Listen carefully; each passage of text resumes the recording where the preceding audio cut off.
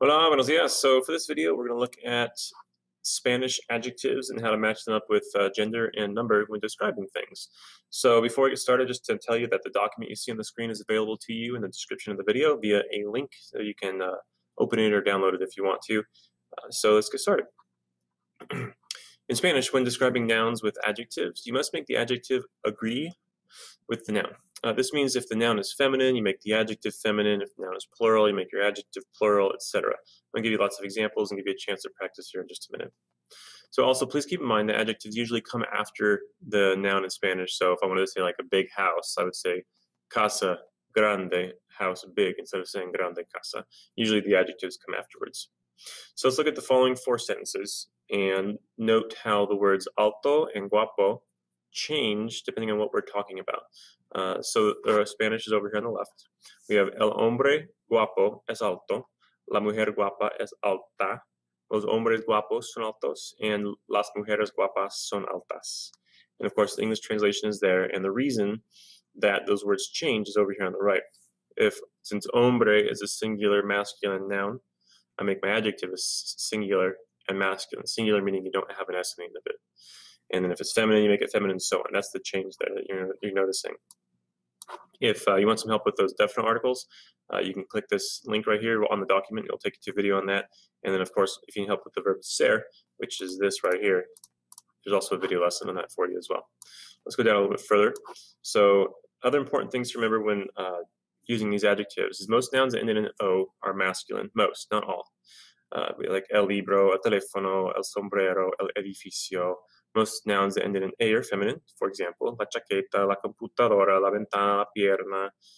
Adjectives that end in an E match both masculine and feminine nouns. So if I were to take these words on the screen here, paciente, fuerte, interesante, they would look the same in these first 2 sentences. And the only difference in these second 2 sentences is that I would add an S to the end of them. You don't have to worry about changing it to an O or an A. And then, let's see, to make them plural, many adjectives end a consonant also match both genders, and to make them plural, you just add an ES to them. So I have a little activity to practice this idea here, and then I have this is like the examples for you, and then a full-on 10 sentences, a longer activity. So the instructions are to use the colors right here, blanco and negro, to describe the clothing. So my examples are mi amigo llevo una chaqueta en blanco, and yo llevo unos zapatos en negro. So this word blanco, white, is describing the chaqueta. And then the word negro, black, is describing the zapatos. So if I want to make those match up, what it would look like is mi amigo lleva una chaqueta blanca. And the second one would be yo llevo unos zapatos negros.